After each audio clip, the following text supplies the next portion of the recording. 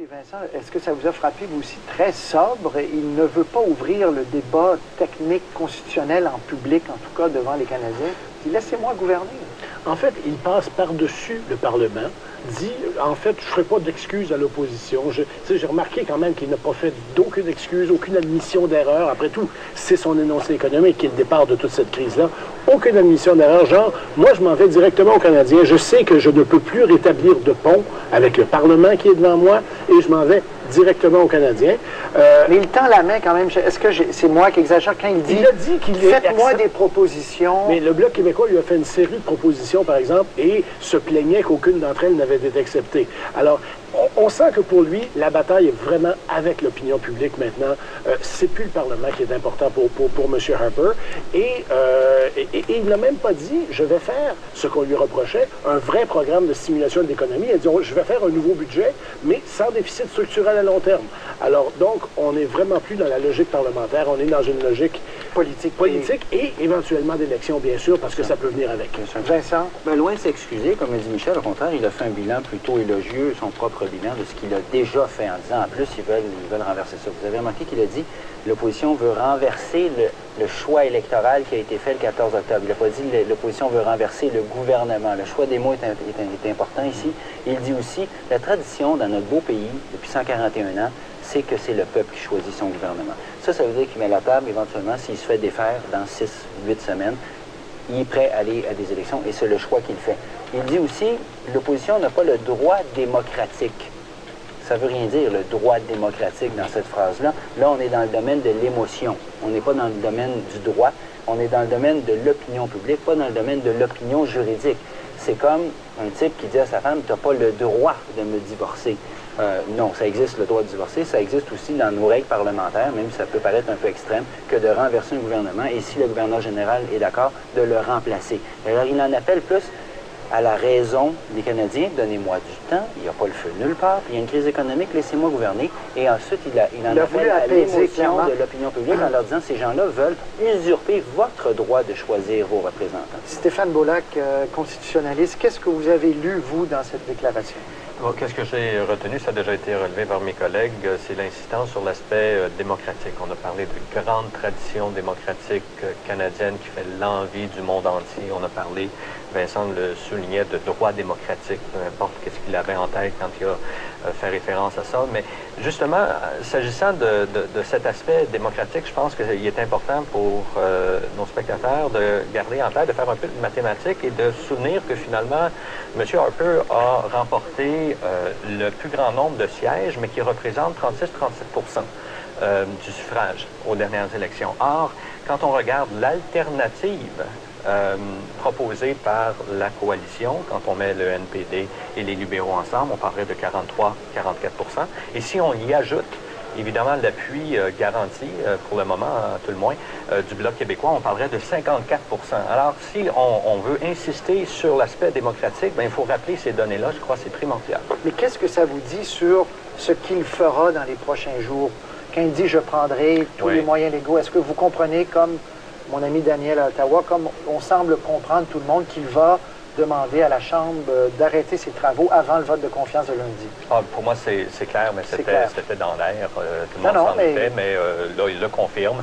Toutefois, ça rajoute, à mon avis, rien sur la question à 100$ de savoir qu'est-ce que Mme la gouverneure générale va faire après cette demande. Je vais lancer votre question à 100$ à Eugénie Brouillet, de l'Université Laval. Donc, Mme Brouillet, vous êtes là toujours. Vous avez écouté comme nous le premier ministre. Est-ce que vous concluez, comme à peu près tout le monde, qu'il va effectivement demander à la Chambre de lever ses travaux? Tout à fait. Je pensais, du moins à la lecture que je fais, de même que d'autres intervenants chez vous, qu'il va probablement reporter le plus possible, donc, ce vote de confiance. Et par la suite, préparer tranquillement, entre-temps, je dirais, l'électorat canadien, probablement à la tenue potentielle, donc, d'élections générales. Et demander donc à la gouverneure générale de dissoudre effectivement l'Assemblée. Peut-être au niveau des moyens légaux, ce que je pourrais ajouter, c'est que potentiellement, si jamais la gouverneure générale faisait mine de ne pas vouloir donc suivre ses instructions, il serait toujours possible, et c'est toujours le cas en matière de convention constitutionnelle, il serait possible que le premier ministre demande comme Trudeau l'a fait d'ailleurs en 1981, demande à la Cour suprême de se prononcer sur l'existence d'une convention constitutionnelle, à l'effet qu'elle devrait, dans les circonstances, agir selon ses instructions, auquel cas, par contre, la gouverneure générale ne serait pas sanctionnée juridiquement si jamais elle décidait de ne pas suivre cet avis de la Cour suprême si la Cour concluait qu'il y avait une telle, convention. Je vais retourner à mes invités, mais donc, rapidement, vous dites il est tout à fait légitime, dans votre perspective, en tout cas techniquement, pour lui, de fermer la Chambre des communes et de dire on se retrouve mi-janvier pour un budget, là. Ce n'est pas simplement sur le terrain politique. Sur le terrain constitutionnel, il est en droit de faire ça. Il est en droit, oui, il faut bien distinguer ici légitimité et légalité. Et en ce qui concerne la légitimité, lui seul peut, et l'électorat canadien en jugera. Par contre, au niveau de la légalité, il est tout à fait en droit de demander, on peut être en accord ou non, mais il est tout à fait en droit de demander la prorogation de la session. Parce que ça sera le prochain test, messieurs. Donc, est-ce que politiquement, il pourra faire passer cette idée de dire, bon, ben, je me serais fait battre lundi, il n'y aura pas de vote? Michel, il faut voir aussi, la moitié de ce discours-là a été consacrée au fait que le Bloc québécois appuyait la coalition. Et vraiment, je serais curieux de l'entendre en anglais parce que des fois le ton est important parce qu'il y avait un seul mot différent. Pour qu'on soit très clair, on nous dit que c'est le même texte, mais le mot souverainiste, c'est séparatiste. Mais on sentait qu'il y avait vraiment, selon M. Harper, une crise de l'unité nationale par le simple fait que les députés du Bloc québécois allaient appuyer une coalition dans laquelle ils ne seront pas partis. Il n'y aura pas de ministre du Bloc québécois. Que ça, pour lui, c'est suffisant pour créer une crise de l'unité nationale. Au Québec, on est un peu habitué à les voir, les souverainistes, disons, et la question de la légitimité des députés du Bloc à Ottawa est réglée quand, par exemple, Michael Fortier a essayé de ramener ça pendant la campagne électorale, ça lui a causé des ennuis. Mais si on commence à dire, ben, si un gouvernement est appuyé par ces députés-là de la Chambre, qui ne sont pas des députés comme les autres, nous avons une crise de l'unité nationale, c'est un peu différent, là. Et c'était la moitié de son discours. Alors, pour lui, donc, ça justifie, si vous voulez, les mesures importantes, dont la prorogation de la session qu'il va prendre dans les prochains jours. Les intérêts supérieurs du Canada et de l'unité nationale recommandent de ne pas laisser les clés de la voiture à un gouvernement de coalition appuyé par le Bloc québécois. Parce que techniquement, ça serait difficile à justifier sinon. Je pense que M. Harper essaie d'éteindre le feu, parce qu'il y avait vraiment le feu à la maison. Là. Et là, il se dit, on va proroger demain vendredi, on va tout le monde aller en vacances de Noël. Les Canadiens, et en particulier les Québécois, en ont jusque-là des élections, puis le seuil de tolérance à l'instabilité commence à être atteint ou presque. C'est le pari qu'il fait. Je ne vous dis pas que ça va marcher, mais c'est certainement le pari qu'il fait. Il s'achète du temps, pardonnez l'anglicisme. Il se dit, on va revenir après, dans 6 semaines. Tout le monde se sera calmé. Avec un peu de chance, il y a quelques libéraux qui vont branler dans le manche puis diront cette affaire-là de coalition, ça n'a pas de bon sens. Il y a peut-être des souverainistes aussi, parce que ce que j'entends... Des néo-démocrates aussi. Oui, des néo-démocrates, oui, effectivement. Mais ce que j'entends aussi en ce moment dans la campagne du PQ, c'est qu'il y a des gros canons du PQ qui n'aiment pas ça du tout, cette affaire-là. De voir le Bloc québécois appuyer un gouvernement, éventuel gouvernement de coalition. Et surtout Stéphane Dion, même s'il ne serait là, on revient, mettons, en janvier, le gouvernement est battu pour 3-4 mois. C'est quand même un peu contre nature. C'est quand même beaucoup, c'est fort le café que d'appuyer Stéphane Dion. Il y a des gens en parlant de Stéphane Dion, cette idée-là. En parlant de Stéphane Dion, Vincent, je vous souligne que M. Dion devait donc répondre à l'adresse, à ce discours, pardon, du premier ministre, mais apparemment la cassette ne s'est pas rendue. Alors, on est vraiment dans une soirée absolument hors norme, et en télévision et en politique à Ottawa. Ce ne sont pas les télévisions qui avons égaré la cassette, mais bien les libéraux qui ne nous ont pas encore donné cette déclaration qu'on suppose que M. Dion a enregistrée. Il devait l'enregistrer avant d'avoir entendu celle de M. Avant d'avoir entendu celle de M. Harper et de livrer la cassette donc tout de suite après. Alors c'est pour ça que vous n'avez pas entendu M. Dion, personne ne l'a entendu. Est-ce qu'ils décideront d'aller en conférence de presse dans quelques minutes?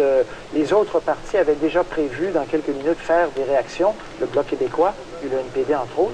Donc absent dans ce débat, M.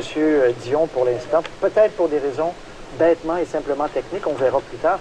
Mais donc, M. Beaulac,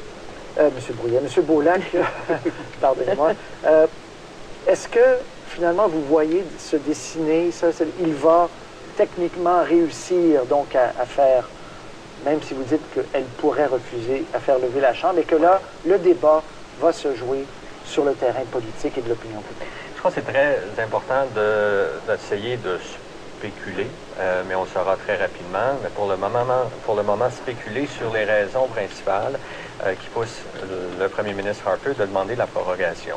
On l'a mentionné à quelques reprises, c'est certainement pour s'acheter, pour gagner du temps. Et pendant ce temps-là, on l'a vu, une semaine, c'est l'éternité en politique, un mois et demi, surtout en période des fêtes, c'est plus que l'éternité. Pour le moment, c'est le purgatoire. Mais éventuellement, le mois qui s'écoulera pourra amener plusieurs choses, à mon avis. Premièrement, des fissures qu'on commence déjà à identifier dans la coalition. Et surtout, le temps pour la machine conservatrice de faire une campagne, on a parlé de propagande, c'est certainement exagéré, d'information pour essayer de spinner le plus possible ce qu'on vient d'entendre ce soir de la bouche du premier ministre. Et ça semble pas. Donc, ça sera lundi, et manifestement, M. Beaulac, lundi, il n'y aura pas de vote de confiance à Ottawa, parce que c'était un des scénarios. Si M. Harper, est-ce que vous dites, et depuis tout à l'heure, tout le monde le dit, c'est clair, c'est clair, c'est clair, il va demander une prorogation de la Chambre. Pourquoi, selon vous, ne l'a-t-il pas dit aux Canadiens comme ça? Je vais, mesdames et messieurs, demander à la Chambre de lever ses travaux exceptionnellement une semaine avant la date prévue, parce que je tomberais sinon. Pourquoi il n'est pas allé là, selon vous? À mon avis, c'est parce qu'il n'y a pas eu des signes de la gouverneure générale qui est revenue au pays aujourd'hui, de nos côtés, ni de l'autre. Vous l'avez souligné, on l'a souligné tantôt, son discours était essentiellement non légal. Il ne voulait pas aborder cet aspect-là. Il ne vous parlait pas à vous, mais à nous. Oui, habituellement, c'est le cas. Quand on vient de nous demander des questions, c'est parce que, bon, on est vraiment en crise. Alors, oui, c'est ça. C'est pathologique. C'est ça. Criminaliste puis constitutionnaliste, quand c'est une différente sorte c'est votre journée. Hein. Oui, non, c'est ça. Voilà. Mais sérieusement, c'est ça que je lis. Dans l'absence, on lit qu'est-ce qu'il y a et qu'est-ce qu'il n'y a pas dans le discours, vraisemblablement parce qu'il n'y avait pas d'indice puis il ne voulait pas s'avancer et surtout pas donner ce ton-là à l'intervention face au public canadien. Bon, le public canadien, ils vont réagir très différemment au Québec que dans le reste du Canada? Il y a deux types de réactions, c'est celles qui me parviennent. Il y a des gens qui sont très excités par cette idée de coalition, qui trouvent ça le fun, qui trouvent ça peut-être un peu romantique. Et puis, bon, il y a une bonne partie là-dedans de gens qui voudraient juste mettre Harper dehors parce qu'il n'a pas été très, très, très populaire ici. Il y a une autre réaction qui ressort, c'est un peu comme le mini-Wiss, il y a deux côtés, un givré puis un Poutine. Les gens qui disent, non, mais il a été quand même élu, là. Pourriez-vous vous entendre? Et généralement, quand vous donnez le choix aux gens, les Québécois comme les autres, chicane, instabilité ou bonne entente, tout le monde va choisir la bonne entente. Mais M. Harper est quelqu'un